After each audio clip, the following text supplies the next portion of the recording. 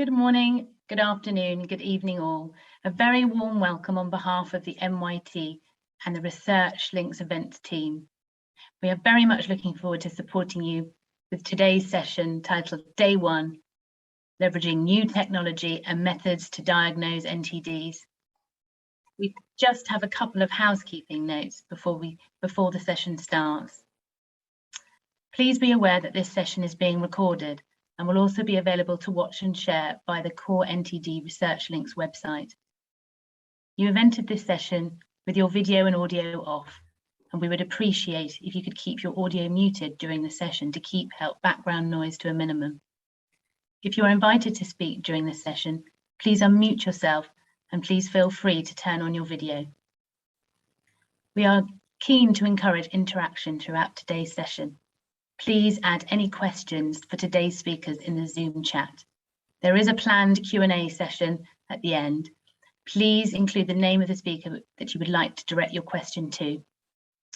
The raised hand feature is also available if you would like to verbally ask your question. We would like to encourage you to use social media channels to promote this session. Please use the handle @core_NTD on Twitter and the hashtag #BeatNTDs. You will be going into breakout rooms as part of today's session. You will be assigned to the breakout room that you chose at registration and will be moved into them automatically.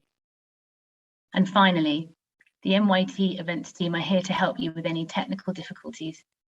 Please contact us using the chat facility on Zoom or email researchlinks@myt.uk.com. I am now delighted to hand over to Ashley to welcome you to the session. Thank you. Thanks, Roz. Hello, everyone, and welcome to today's Research Link session ahead of our annual meeting of the Coalition for Operational Research on NTDs, or CORE NTD, which this year is taking place on November 8th through 10th. My name is Ashley Souza, and I'm pleased to present today's session titled Leveraging New Technologies and Methods to Diagnose NTDs, co-hosted by CORE NTD and the London Centre for NTD Research. So with that, I'd like to turn it over to our moderator for today's session, Dr. Aidan Emery. Thank you. Thanks, Ashley, and good morning, afternoon, or evening from me too. So thanks for attending and welcome to this London Centre for NTD Research coordinated session. We just heard it's on leveraging new technology and methods to diagnose NTDs. Today is just the first half of a two-day session, so please do come along again tomorrow where we'll have more talks and discussion on the subject. My name is Aidan Emery. I work at the Natural History Museum in London, which is one of the London Centre's partner institutions. So the 2021 to 2030 World Health Organization roadmap targets NTDs for eradication and elimination or for control. But a common factor for all of them is a gap in the diagnostic capability, and that will undermine the ability of each NTD target, undermine the ability for us to reach the targets by 2030. And so that makes development of new diagnostics an essential requirement to reach those goals. And as we know, as prevalence and intensity of infection drops, current diagnostic methods won't have the sensitivity to ensure that every infection is diagnosed and treated, and some NTDs become rarer. We may lose the awareness and diagnostic ability to recognize cases, and that will allow resurgence just when we're close to success. So today we're going to have a series of short talks, starting with lessons learned from the COVID-19 pandemic, followed by establishment of affordable NTD diagnostics manufacturing in Senegal, then talks on diagnostics development and utilization for yaws and strongyloides. I'm going to keep the introductions to the talks brief, and I think that more biographical information will be pasted into the chat, so you'll be able to check who everybody is there. After the talks and a chance for questions, we'll hopefully have time for a short break, and then we're going to split into two breakout sessions. Do request you actively participate in whichever session you are booked into, so that we can generate some good discussion that we can feed back as an output for the meeting. And then at the end, we'll get back together to summarize the main discussion points and any follow-ups. But first of all, today we're going to hear from Daniel Argour-Dagny of the WHO for some introductory remarks. Hello, everyone. Thank you, organizers, for inviting me to make few remarks of this webinar that delivers one of the essential current topics in the NTD Roadmap 2030. So my brief talk is on how NTD diagnostics fit into the WHO NTD Roadmap 2021-2030. I have a few slides to share with you.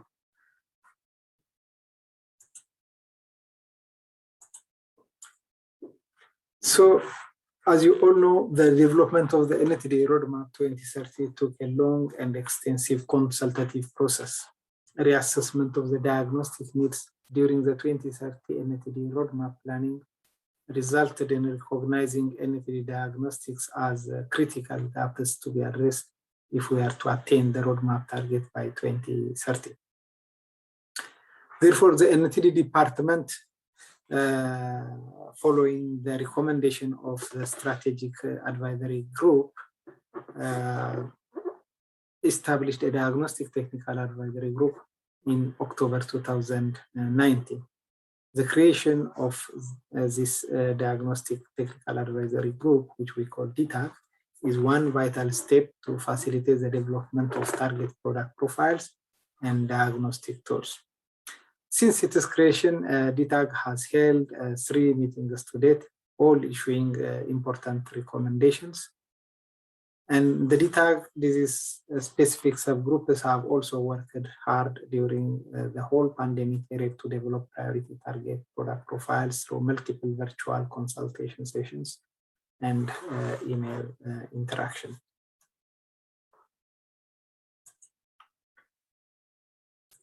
As you can see in the heat map, the reassessment of diagnostic gaps for preventive chemotherapy diseases looked into the gaps for mapping, starting treatment, making decision to stop treatment, and post-treatment surveillance.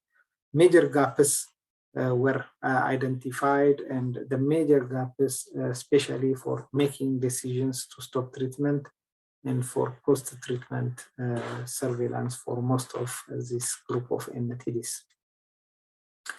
The priorities for each disease, depending on the program stage, were also identified.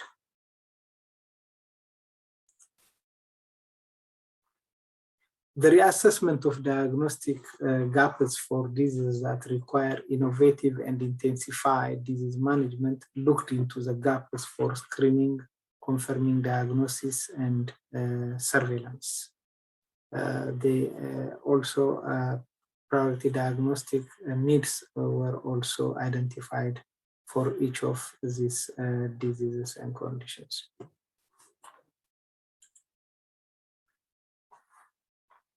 The DTAG has the following role. It defines priority gaps, coordinates creation of target product profile for each priority use case.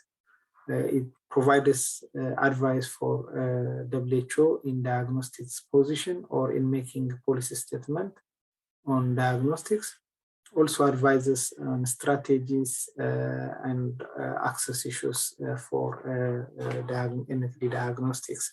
It establishes ad hoc use case disease specific or category specific subgroups to deliver on clear tasks.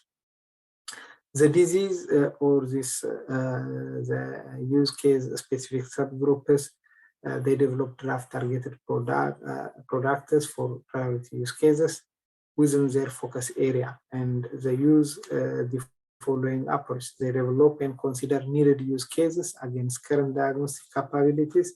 They draft TPPs that passes through DTAG and the WHO process for formal approval.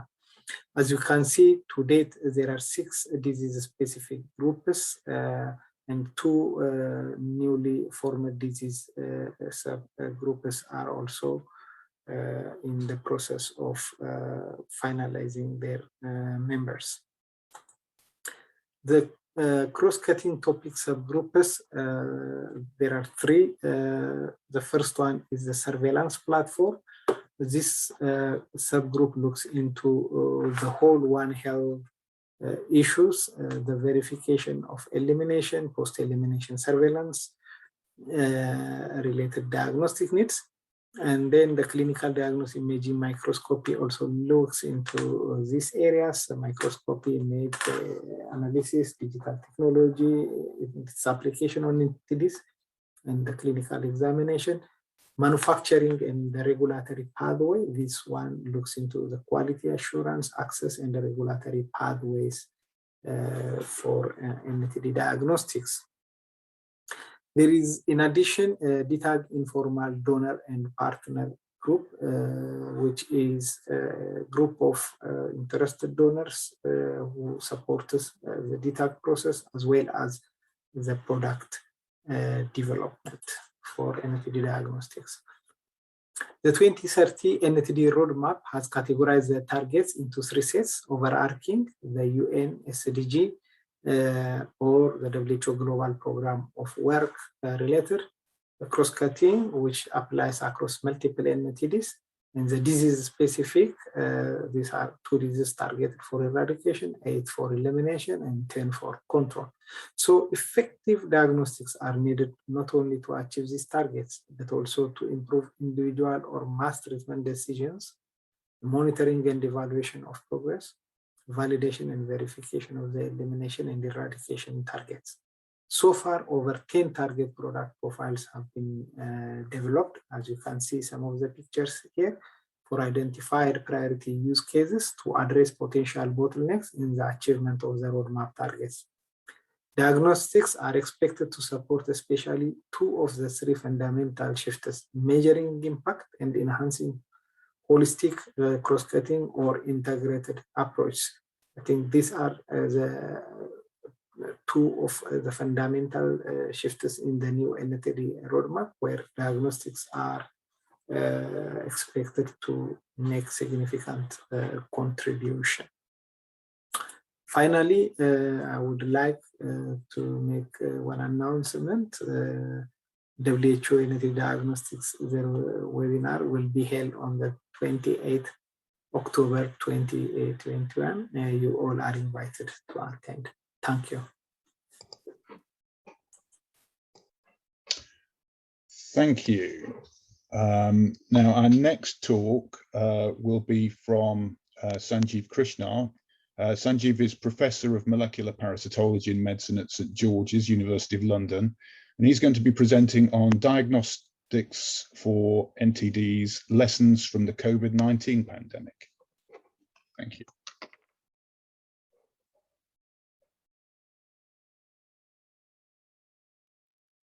Hello, everyone. It's a pleasure to be able to present on diagnostics for neglected tropical diseases, in particular focusing on lessons that we've learned from the COVID-19 pandemic. By way of introduction, my name is Sanjeev Krishna and I'm associated primarily with the St George's University of London and its hospital, but also with the University of Tübingen and Sermel in Lambaréné in Gabon. This next slide illustrates what we have learned over the past few months and year about the COVID-19 pandemic and diagnostics associated with it. On the left-hand side, you've got a pre-infection phase and then a variable pre-symptomatic phase, which can be up to about day 5 median, depends on the viral variant that's being studied, before symptoms develop. And then after that, as patients recover, for the most part, a post-infectious phase. Now, during this stage of infection, in the pre-symptomatic phase, the RT-PCR test is the most sensitive, and it detects viral RNA for quite a long period, several days. The antigen rapid diagnostic tests are a little bit less sensitive and therefore pick up only the higher viral loads, not by much difference really, but nevertheless a significant difference. And you can see that the more sensitive antibody detection methods like ELISAs become positive a little bit later in the infection, and the less sensitive antibody RDTs become positive last of all. There are individuals who become infected asymptomatically, and their responses, both in terms of the amount of antigen they display and their antibody responses, will be somewhat more variable. Now, that's the finished product. The question is, how do we adjust that information to develop a pandemic playbook for the next pandemic? And what lessons can we distill from this information? And I think the first lesson is that molecular diagnostics are our first line of defense.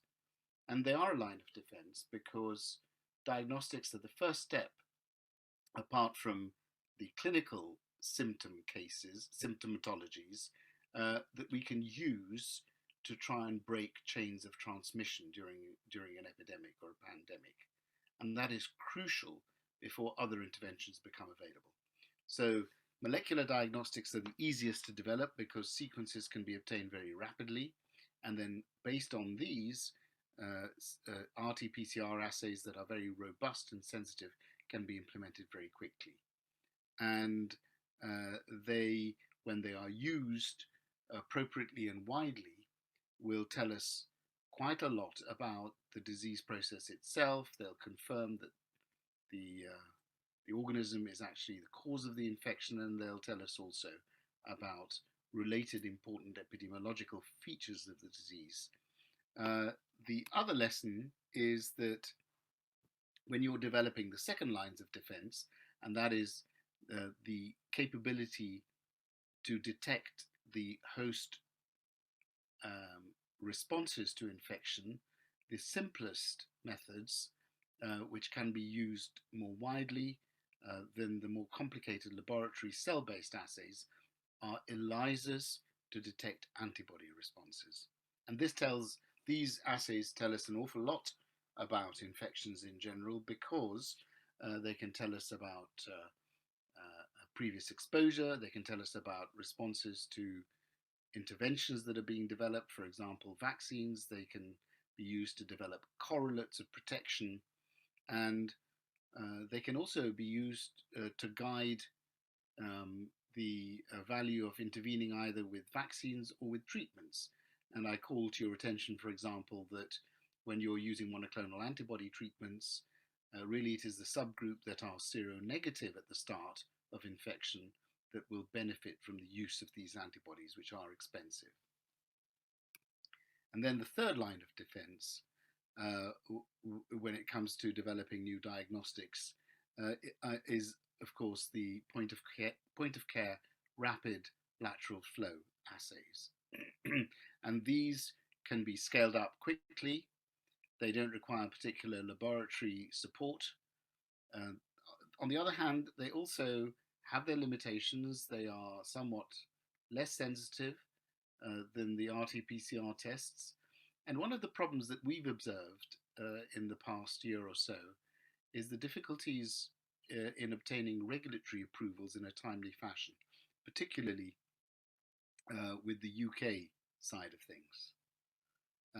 And I think this is an aspect that will have to be looked at as the playbook for the next pandemic is being sharpened up.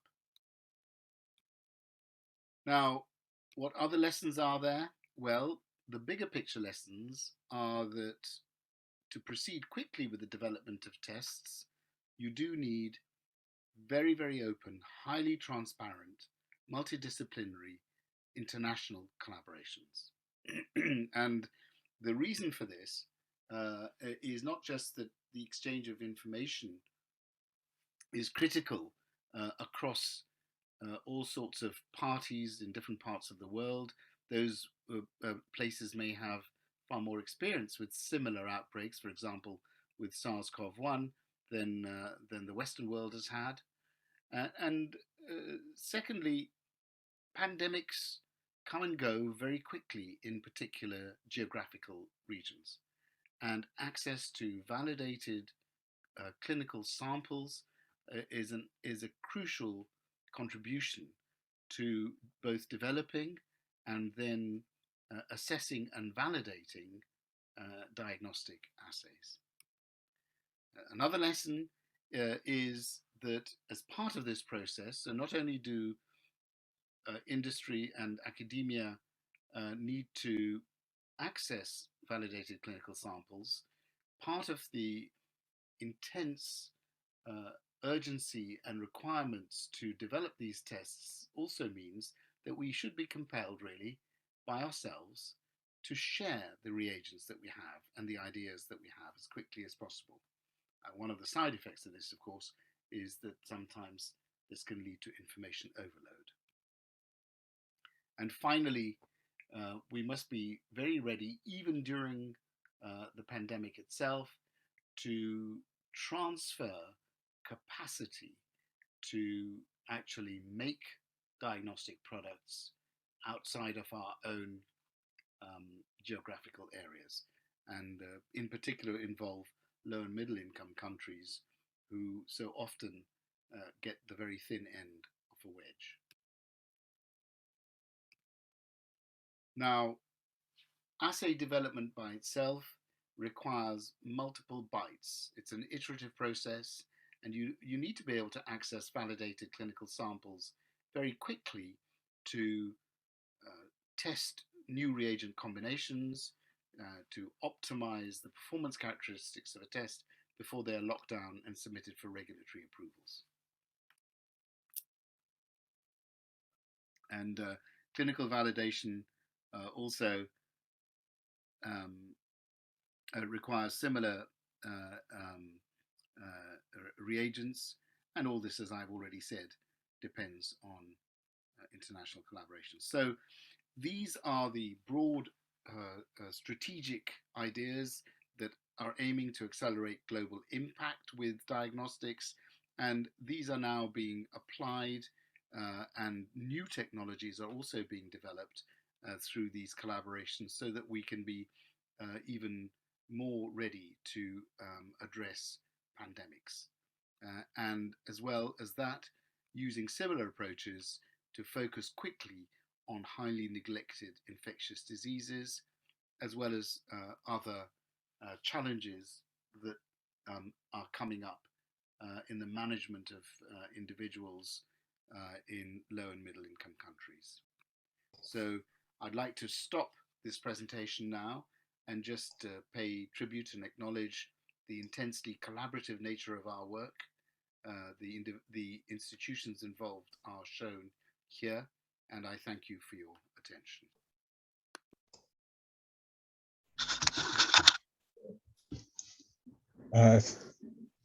Thank you, Sanjeev. I'll move us quickly on so that we stick to time. Just a reminder for people to put questions and comments into the chat, please. That would be wonderful. So our next talk will be from Joe Fitchett, who is currently working as Senior Advisor for Special Projects for the Institut Pasteur de Dakar. He will be talking on establishing affordable diagnostics manufacturing through technology transfer for neglected tropical diseases in Senegal. Thank you for the invitation to speak today on behalf of the Institut Pasteur de Dakar about affordable diagnostics manufacturing enabled through technology transfer for neglected epidemics. The health, economic and social impact of epidemics and pandemics is, as we know through COVID, disproportionately felt in low and middle income countries. And as we have seen through COVID again, access to essential countermeasures is often lacking. At Diagnostics, a facility has been set up to produce diagnostic tests, in particular rapid diagnostic tests that meet demand seen in the field in low-income settings. And the facility kicks in really primarily where tests are not available at all. And we know through the WHO R&D blueprint that is sadly many outbreak-prone infections and global threats. 2, where the tests are available but are not satisfactory in their performance or usability. And thirdly, where tests are available but they're not affordable. Diagnostics benefits from an innovative financing model where shared costs such as labour costs, equipment, running costs of the building overheads are shared among members, and members are able to be charged a reduced price for the rapid test that really covers cost of goods of the tests themselves. And this allows Diagnostics to really bring down some of its costs, but most importantly what it does is allows it to aggregate unprofitable, commercially unviable products which have a very important health impact. This is the pipeline for Diagnostics. Many of these are highly advanced in their development, and that is part of the model, so that the R&D phase is de-risked outside of Diagnostics, and then when the test is promising or performing well in the laboratory or in early clinical studies, they are transferred to the facility for manufacturing, verification and validation in the appropriate standards for production. And to start, Melogic transferred its dengue test to Diagnostics to kickstart the facility. However, shortly after Diagnostics, RPD and Melogic collaborated on yellow fever, measles and rubella and Ebola, providing it with a basis of products to launch. However, of course, in 2020, COVID-19 emerged and was first detected in Africa in February 2020. And so the facility pivoted to ensure that low-income settings had access to high-quality, high-performance rapid tests. The facility was begun in its construction in 2019 as it was launched. However, for a period of intense 6 months, was completed in March 2020 during the lockdown in Senegal, as the first cases were detected in March 2020 there, and in Africa in end of February. And despite the challenges of the pandemic, was able to operate, to train in excess of 35 staff and achieve its ISO 13485 certification with the British Standards Institution, a stringent notified body. And that allows Diagnostics to submit quality assured tests for example, WHO consideration and registration. So a major milestone for the group, which has seen market authorization in Senegal and is pending authorization across the ECOWAS region, the Economic Community of West African States. Here the team on the left, you can see Ibrahima Pai, who's the head of regulatory affairs, Ramat Afal, who's the head of quality assurance, Umar Ndiaye, who's the head of technology transfer, and Dr. Chertidiane Diagne, who's the head of the unit. And on the right, recruitment of 35 to 40 staff who have been primarily trained and recruited from Senegal. Here you can see the original plans for the facility on the left at around 300 square meters, which is on top of the insectarium of the Institut Pasteur de Dakar, and a complex air filtration and temperature control system, humidity control system were installed here to make sure that the facility was of the highest possible standard. And it is based not far from the coast, so the humidity and the temperature in the environment can change relatively quickly. We wanted to make sure that we had that consistency throughout the facility, which has been a great asset. In terms of manufacturing process, the most important thing, of course, is to ensure quality of the products that are made and consistency. Facilities are in place for quality control that have mirrored in many ways the vaccine manufacturing facility in Senegal, and certainly are more stringent than the quality control systems I've witnessed in my previous role in the UK. Formulation and treatment, of course, of the reagents and application to the strips is a core part of the production process. And once you have striped down those reagents, you can assemble, cut and put together the devices, strips into the universal housings here. What we're showing you here at the moment is a dengue antigen test, but it's exactly the same approach for the COVID antigen test. And of course, packaging on site.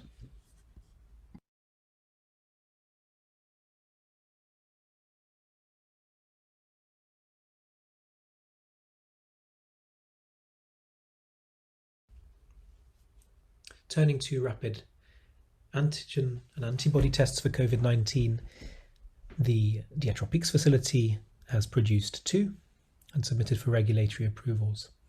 The triple antibody test was a partnership with Mologic, whereby materials and reagents were shared openly, and the Diagnostics team were able to innovate and iterate the device to boost IgM, because this was what was seen as important in the setting at a time when there was very limited access to rapid antigen tests, PCR, and let alone affordable tests.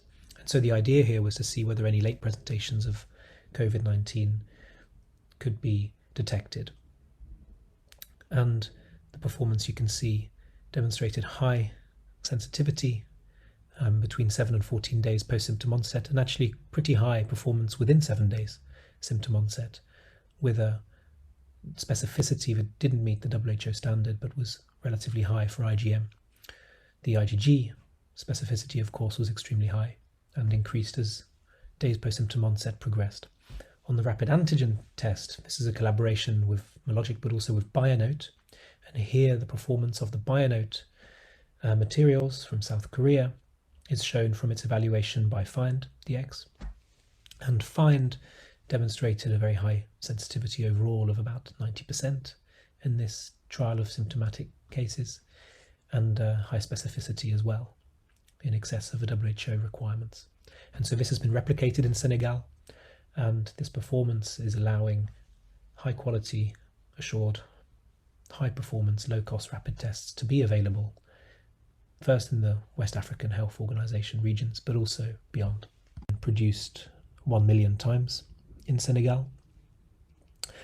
And the rapid antibody test, the demand has been significantly lower, particularly due to its focus on IgM, and so 70,000 have been manufactured there so far. Finally, thrilled to see an extension of the production capacity of the facility, thanks to support from FIND and Unitate through the Act A diagnostics pillar. And so, whilst this is a manual production facility, the support will allow Diagnostics to scale into a automated facility with a capacity of about 50 million tests per year in 2022. And so a new site in Mbao, just outside of Dakar, has been identified and work has already begun.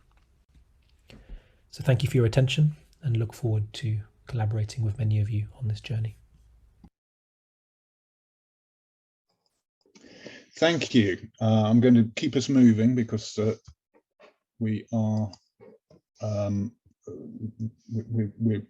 time's moving on. So next we have Michael Marks, who's Associate Professor at the London School of Hygiene and Tropical Medicine, as well as Honorary Consultant in Infection Disease at the Hospital for Tropical Diseases. His title is Improving Molecular Surveillance for Yaws Eradication. Thank you.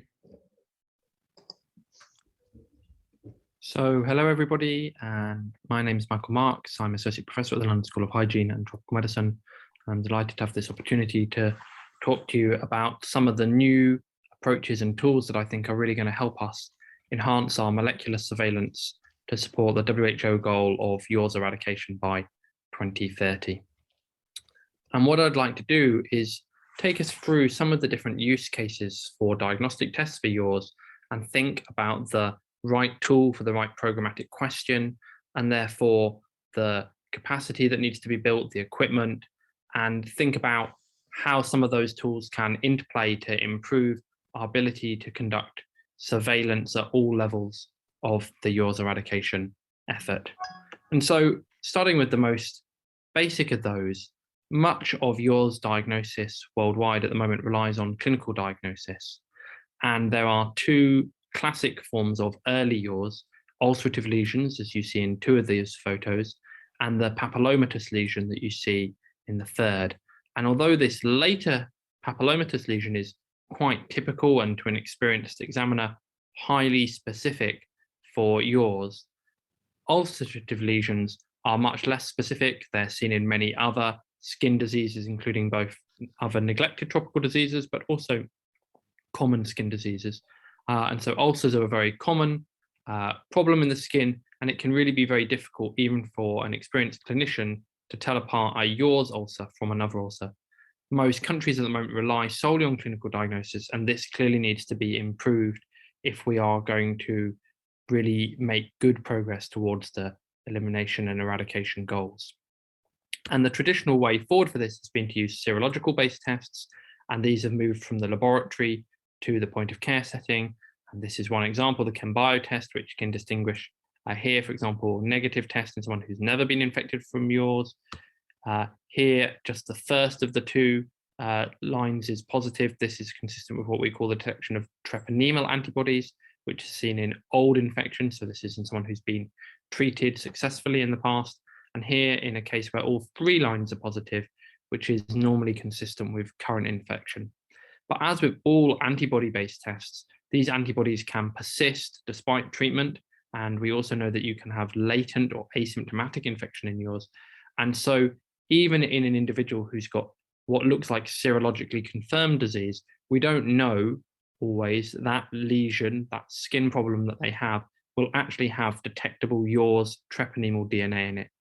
And that has really been highlighted by a series of studies conducted by ourselves and other groups across the Pacific and Western Central Africa, which have shown that in many, many of these cases, even amongst serologically confirmed or suspected cases of yours, if you take a swab and you do PCR, you will find no treponemal DNA, so no yours DNA, and you will frequently find DNA of other bacterial species, in particular Haemophilus ducreyi. And so we really need molecular tools to enhance the accuracy of our clinical diagnosis and our clinical reporting. And just thinking about which of those PCRs that are available and which we should use, initially people had designed PCRs which were designed to distinguish yours and syphilis, which are very closely related to each other, in a single step. So you would do one PCR and it would tell you, yes, there is treponemal DNA in that lesion and it's from yours. But the problem was that we found primer binding site mutations in the regions targeted by those one-step PCRs. And so most programs are now recommended to switch to using a pan-treponemal PCR. So this is a PCR that would detect syphilis or yours, and that's much more sensitive, and it doesn't have this issue of primer binding site mutations. And then if you do detect treponemal DNA, you can go on and do subsequent testing to confirm that this is the causative agent of yours, Treponema pallidum subspecies Perteniae. So that's really where we're sort of moving for PCR for diagnosis. We still need to think about that a little bit because many individuals with yours have multiple skin lesions.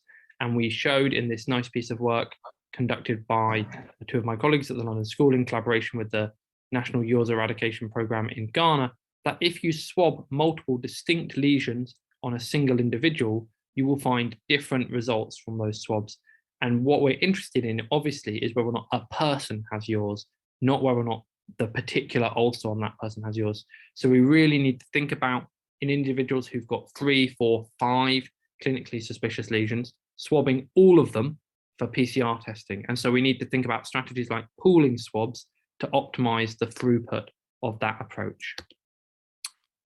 So that's for diagnosis. Moving on now to drug resistance. One of the real breakthroughs has been the switch away from injectable penicillin to single oral dose azithromycin. But that does bring with it a risk of drug resistance, which we don't see with penicillin. And this is mediated by one of 2 single point mutations in the 23S rRNA gene. And these mutations are now very widely spread in the extremely similar syphilis bacteria. And here is data on the right from implementation of an MDA program in Papua New Guinea.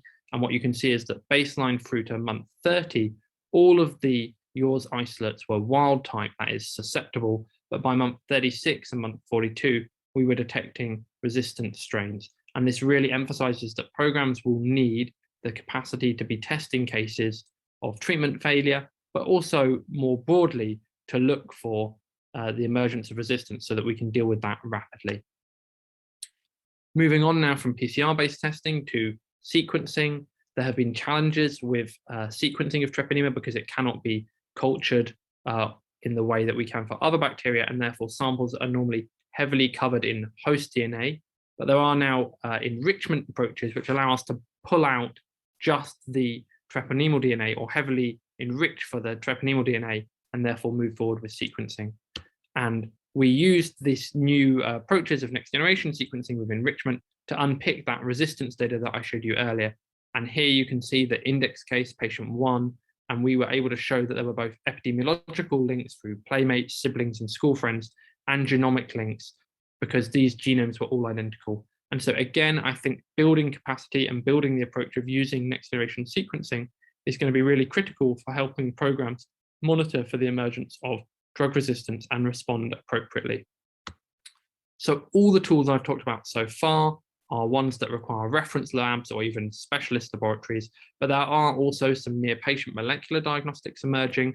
Both LAMP and recombinase polymerase assays are in development and look good in lab-based evaluations, and funded by the EDCTP, we're working with colleagues in Ghana, Cote d'Ivoire, and Cameroon to take one of these forward, a LAMP-based assay for treponema pallidum, and we hope to have data on that in the coming 18 to 24 months. So where does that leave us in terms of what programs need? I think we really need to be moving away from clinical-based diagnosis to laboratory-based reporting, and that may be to serologically based tests in the first instance, but moving forward, hopefully to molecular-based tests. We need to build reference laboratory capacity in country for surveillance and AMR detection, and think about how we're going to implement sequencing to understand re-emergence of cases post-MDA and monitor for transmission of resistant cases following azithromycin. So with that, I'd just like to thank colleagues across institutions in Europe and program partners in Solomon Islands, Papua New Guinea, Cameroon, Cote d'Ivoire, and Ghana, who have all contributed hugely to this work. Thank you very much for your time.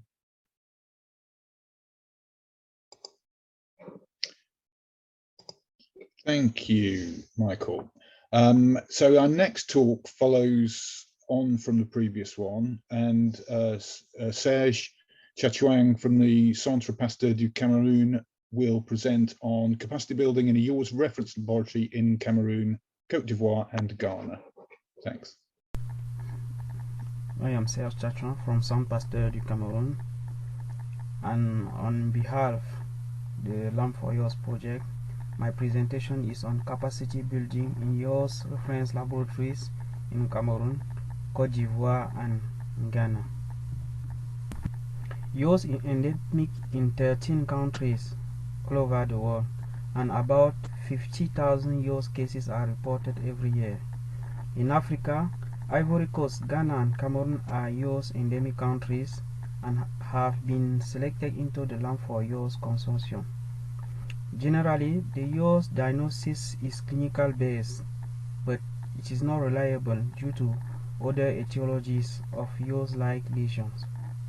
The development of nucleic acid amplification tests has allowed identification of other etiological agents as Haemophilus ducrei. Then, to support eradication of yours by 2030, accurate diagnostic testing is important to confirm the etiology of yours-like lesion. Thus, we aim to strengthen diagnosis testing capacity in 3 reference labs at Centre Pasteur du Cameroun, Noguchi Memorial Institute for Medical Research in Ghana, and Institut Pasteur de Côte d'Ivoire. First step was to put in place the diagnostic platform at the level of Centre Pasteur, which is the work package leader of capacity building within the project. We ensure that standards established under good clinical laboratory practice to analyze biological samples are met, namely organization and personnel, facility, standard operating procedure, and so on. We started the project by making sure that the reference lab is fit for purpose in accordance with the activity that will be performed, like extraction room, amplification, storage, and processing. We selected standardized target for qPCR and conducted a technical verification of this assay. Based on existing data, we use amplification of the RNA-sp to access the quality of biological sample, the Pol A gene to diagnose yours, and the variable region 8 of the 16S RNA to detect Haemophilus ducreyi. This same technique has been implemented in the 2 other laboratories at the level of Noguchi and Cote d'Ivoire. The procedure was as follows. The first thing we did was send you a questionnaire to find out the level of competence of the laboratory in relation to the good clinical laboratory practice principle.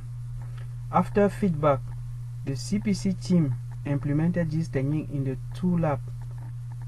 As part of our capacity building work, lab staff in each country receive a standardized training which allow us to harmonize all laboratory-based procedure for the Lab for Yours project. This training process include an inventory of study sites and the establishment of diagnostic platforms.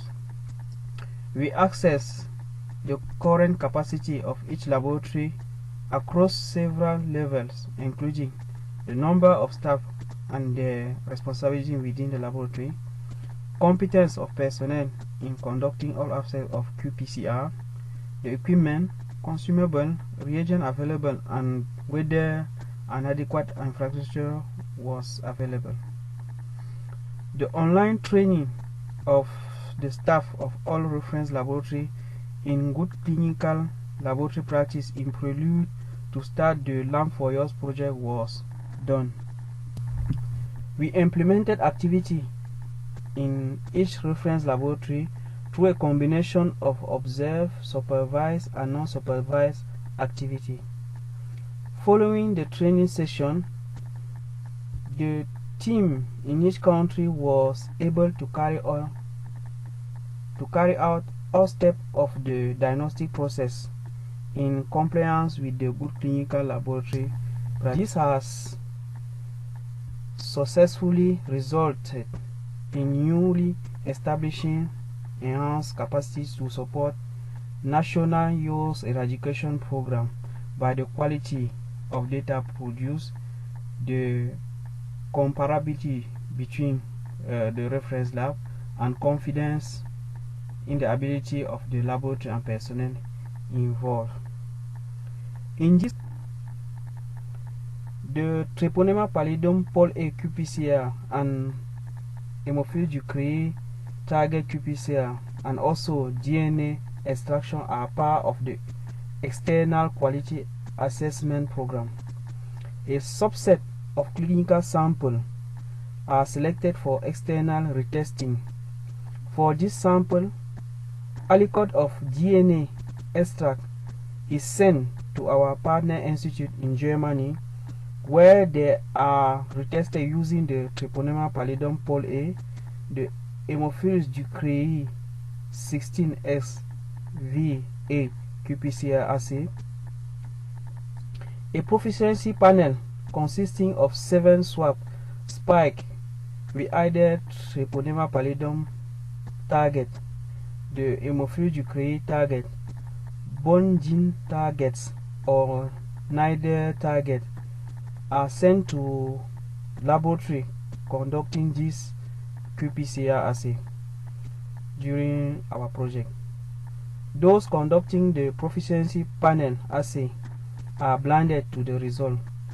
This allows us to provide regular testing, model of the Buruli ulcer external quality assessment scheme, which is now run by Centre Pasteur du Cameroon, and help us ensure capacity and expertise we build is maintained.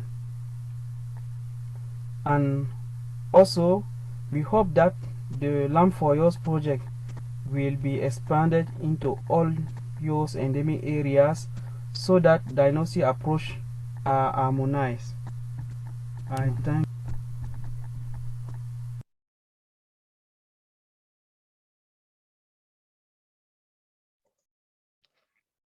Thank you. So our final talk in this session is from Rama Nordin from the University Sans Malaysia, who will present on developing a lateral flow rapid diagnostic test to detect Strongyloides infection. Greetings to all. My name is Rahma Noordin from University Science Malaysia. First, I would like to thank the organizers for the opportunity to speak at this workshop. The title of my talk is Developing a Lateral Flow Test to Detect Strongyloides Infection. Strongyloides tocoralis is a helminth that causes strongyloidiasis. It is estimated to infect more than 600 million people in about 70 countries. Transmission is by contact with contaminated soil, directly or indirectly. The autoinfection of the parasite can be maintained in humans almost lifelong, and upon immunosuppression, especially with corticosteroids, autoinfection may lead to hyper and disseminated infection, which can be highly fatal. The laboratory diagnosis of strongyloides can be performed by either parasitological, molecular, IgG ELISA, or a combination of these methods, since each test has its own limitations. There is no good gold standard method due to the low and intermittent larvae output. To date, there is no commercially available rapid test. The lateral flow test that we developed is called SS Rapid. It was first developed as a dipstick test, then converted to a cassette test. It is an IgG4 assay using recombinant NIE as the test line and anti-mouse IgG as the control line. This diagram shows the procedure of the dipstick test. As can be seen, it is basically still a lab-based test since there are pipetting steps involved and the dipsticks need to be moved from one well to another. This is a summary of 6 studies performed using the dipstick test. Evaluation at our university showed 91% sensitivity and 100% specificity. The results have been published. An independent evaluation at University Kebangsaan Malaysia shows 95% specificity. The third is an independent evaluation by Dr. Bonfrate at the WHO Strongyloides Collaborating Center in Italy. They show a sensitivity of 100% using 10 microscopy positive samples. 2 of the samples were from disseminated infection with negative IFAT. Specificity was tested using 13 helminth infections with 1 false positive. It was a W. Bancrofti sample, but it seems that co-infection with strongyloides cannot be excluded. The fourth is an evaluation in Iran, which showed 92% sensitivity. The fifth is an independent evaluation in Northeast Thailand, which showed a lower sensitivity of 82% and specificity of 96%. The Thai researchers sent us 10 of the false negative samples, and when tested in our lab, 8 of the 10 were positive. Therefore, the actual sensitivity of the test is at least 92%. We suspect that the steps in the dipstick procedure may lead to technical issues that causes the lower sensitivity. Nevertheless, in the published paper, we reported the original results. We also tested on immunocompromised patients at Hospital UKM and found 10% were positive, especially among oncology patients. We did serum absorption studies to validate the specificity of the rapid test. Antibodies in the serum were absorbed with microsphere polystyrene beads coated with recombinant protein. We had several groups of serum samples. In the group of strongyloides positive serum sample, this is some examples, we can see that all the dipsticks tested negative after absorption with recombinant NIE. And group 3 samples were positive for other infections and also for SS Rapid. After serum absorption with NIE, they all tested negative. We have also a group of co-infections with strongyloides and another infection, and we have the rapid test for the other infection. In this example, the sample is from W. Bancrofti MF positive individual, and the serum is also positive by SS rapid. BLF rapid is a rapid test that detects W. bancrofti infection and uses recombinant BMXSP as the test line. After serum absorption with beads coated with BMXSP, the BLF rapid test became negative. However, the SS rapid test remained positive. After the serum was absorbed with NRE beads, the BLF rapid test remained positive while the SS rapid test became negative. Therefore, this study showed that SS rapid is highly specific. We then converted the dipstick test to a cassette test. These are some of the images of positive results with different test line intensities. However, recording the test line intensity is optional.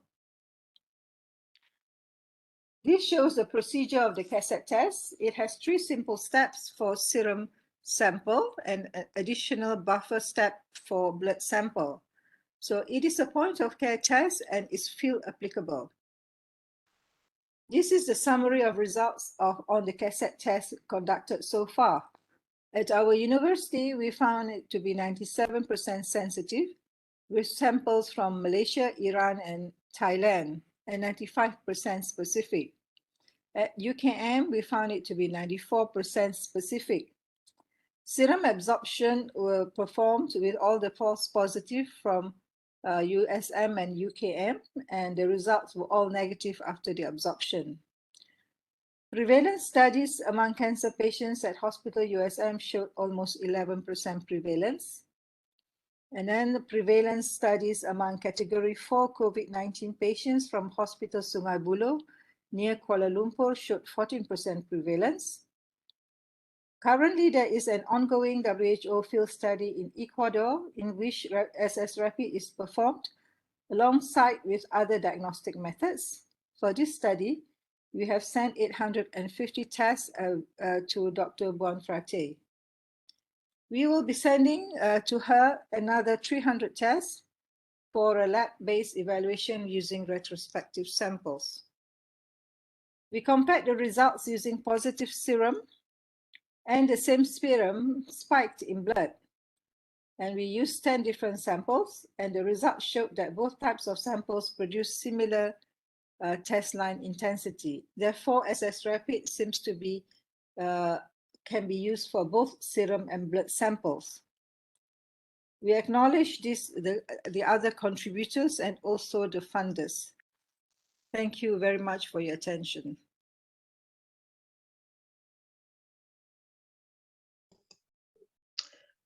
Thank you very much indeed, Rama. That's great to see that process working through. So if I could now ask all the speakers for today to turn their cameras on, because we'll move over to question and answer. We've had a few in the chat box. Before we move on to that, I'm going to take moderator's prerogative and steal the first question. I was interested, it's a theme that's come up in several of the talks, that access to clinical samples for validation purposes is critical. Also, I would say, certainly in my field, people often ask us for, schistone material for development of molecular tests, first line of defense, as Sanjeev would say. So I was, how much of a problem is it, is access to that material for validation? I also noticed that Rama, you collaborated with a lot of people to test to validate your test in a number of localities. So I don't know who wants to kick us off on that one. Sanjeev, maybe? Wonderful. Yes, thank you. It's a critical question, Aidan. This access to samples. Our experience is, I think we can divide it into 2 categories, really. One is the sort of pandemic urgency-driven process, where, unfortunately, the regulatory bottlenecks and central control so prioritization of certain groups developing tests, meant that other development processes were suppressed, not necessarily through a conscious process, if you like, but just through the fact that the sample access was determined by a controlling central authority. So that is a real unfortunate, maybe an unintended consequence of the way things were organized. There are many strong points of central control, which we've seen. Now, moving on from the emergency situation and emergency use authorizations and pandemics, in other circumstances, I think sample access can be taken at a more leisurely rate, so collaborations can be developed and built up, but still prove to be quite limiting. And here I'd love to hear from, Rama and Serge and others also. Yeah, thank you very much. Yeah, indeed, it's a one of the, challenges, big challenges is to get samples. And, this work on spondylitis, I've started many years until I can slowly collect samples. It is really difficult, and it is not easy for people to give you samples, to give a sample. So the way we did it is to try to develop initial prototype and send it to the others. They have the samples, but they are willing to test for you, but they are not willing to send you samples. So a rapid test is good in that we can easily send it overseas without having any cold chain, and that can be tested like the dipstick test. First, when the Thai people got 82% sensitivity, and I was feeling that there is something not so right. So I asked them for 10 of the samples, and they agreed. And then with that, I could then improve on it, and then make the cassette test better. So when we developed the cassette test, we can make sure all these 10 that were caught to be false negative before now becomes positive. So yeah, samples is difficult, and if without a proper serum bank, it is development of tests will be delayed. But it's difficult for people to share, because it's very difficult to find a win-win situation where everybody can share. I agree. Anybody else want to comment on that before I move on to because I feel very much that I've jumped in and stolen everybody's questions. Michael and Serge, Michael, you mentioned I noticed that there was a mutation in your PCR primer region. Could that have been avoided with better access to biological samples beforehand, or? Yes, I'll give a 2-point answer, I guess. I think in this specific example, it's quite difficult for various reasons. Until 4 or 5 years ago, there were very few treponema sequences available in the world, less than 20. And so there probably just wasn't good enough information, in order to design primers. So I think that's specifically what happened there, and that's changed with some of the new sequencing techniques I mentioned. Right. There is a broader issue, as we've touched on, about the issue of biobanks or sample availability, and I guess so I sit on the WHO DTAG, and I can say almost every time we meet, we discuss this apparently insoluble problem of establishing a repository of well-characterized samples that can be made available to people. And really, a lot of the points Rama has raised are very true, because that it's quite complex to understand who benefits from those biobanks. Is it the test developers who are sort of external, who get this great resource that they can come in and take from? But there's, what can we do to build meaningful relationships with the people who are actually providing the samples, do that collaboratively? It's really not as straightforward as saying, well, everyone should just deposit their samples, because what you'll then see is many scientists working in endemic countries depositing their samples and probably, sadly, finding people sort of coming in and taking them in a less than collaborative fashion. So that, I think, is a complex issue. It's a question of benefit sharing in the same way that we've seen with the CBD and the Nagoya Protocol, I guess. Yeah. Okay, thank you very much. I must, sorry, let's go back to the questions. So, so Bonnie Webster asked, and this is probably one for Joe, which might mean you, Sanjeev, is the Institute in Senegal only focused on antigen tests, and also who pays for the tests once they are ready? E.g., are they donated? Right, so no, it doesn't just focus on antigen tests. That's an easy one. The cost of goods and how the cash flows are organized, I really don't know yet. I haven't had the great pleasure of visiting Senegal yet, and so I can't answer that one with any accuracy. We can come. Bonnie and I are in offline talks anyway. So Bonnie, I will come back to you with an answer to your question, and if anyone else is interested in it, also we can post it. Sorry about that. Okay. And then Luke Koffeng asked quite a long question, and I noticed that Michael has already responded to it, but it goes to all speakers. So maybe we could just quickly comment on that. So at what point in the new diagnostic development process is the potential population level impact of that new test considered or designed? Understandably, much attention goes into the sensitivity and specificity correctly diagnosing individuals.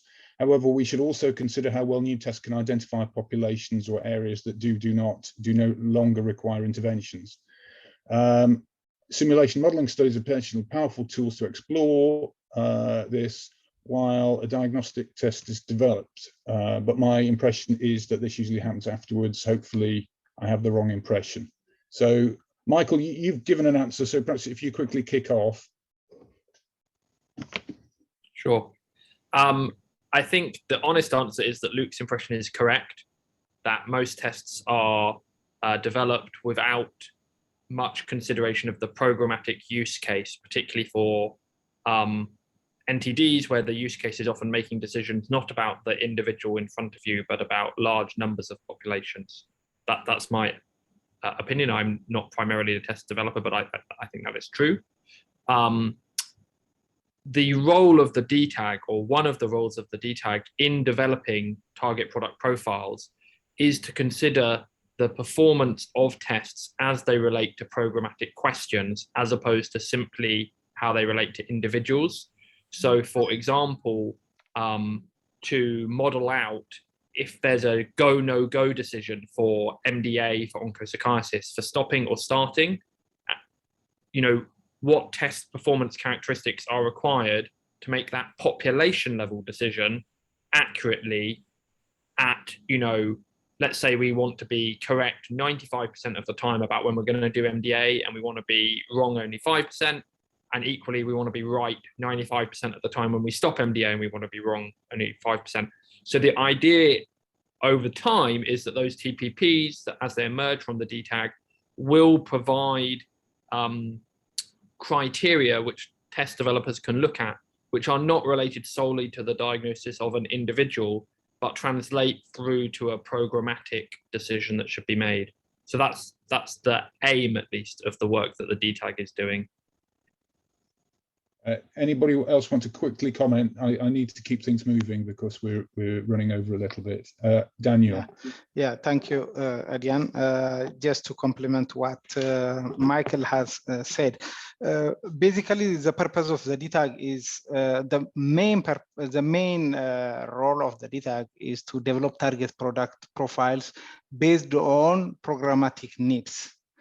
So the first activity that the DTAG would do is identifying what are the priority diagnostic gaps and needs for the given NTD. if it is, mapping the distribution of the disease, then it is about mapping. If it is about making decision to stop treatment, then that is a use case. So basically, the tests for individual diagnosis or individual case management may be different because they may focus mainly on diagnosing and confirming a case, whereas for preventive chemotherapy, because the recommended intervention is mass drug administration, so it addresses a larger population-related issues. So like determining the prevalence of the situation in order to decide to start treatment, or determining the prevalence again in order to decide to stop also the treatment decision. So that is one of the role of the DTAG in really describing in detail the performance characteristics, depending on the use case identified or prioritized. Thank you. Thank you, Daniel. Ros, I noticed that you've just unmuted. Are we running out of time? Yes, I think we could just go for a 5-minute break before we carry on.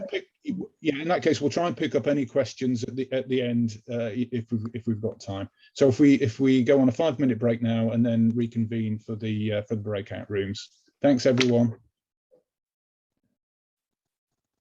So welcome back, everybody. I hope you've sorry for the shortened break, but hopefully that was long enough. Now we've got a chance for some further discussion. So we're going to split into the breakout rooms that you will have hopefully specified when you registered for today's workshop. So I'll hand over to Ros from MIT to let us know how that's going to work. Thank you, Aidan. Yes, in a moment, you will automatically be moved into breakout rooms that you selected at registration. We recommend that you change your view from speaker view to gallery view using the option in the top right-hand corner, and turn on your camera to be able to engage with others in your breakout room. I'd like to take this moment to remind our facilitators to hit record as you want to capture the discussions in the rooms. Thank you very much, and we will now open the rooms. Thank you.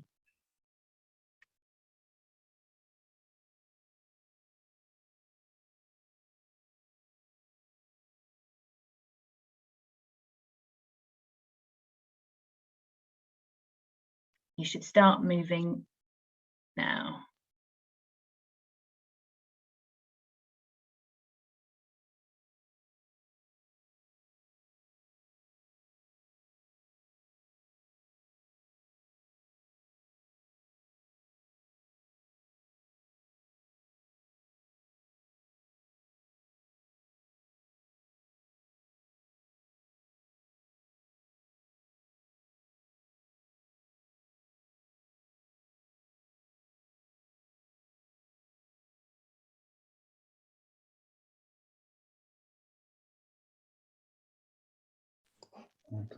I think they're nearly coming, Aidan. They're just on their way back. Thank you.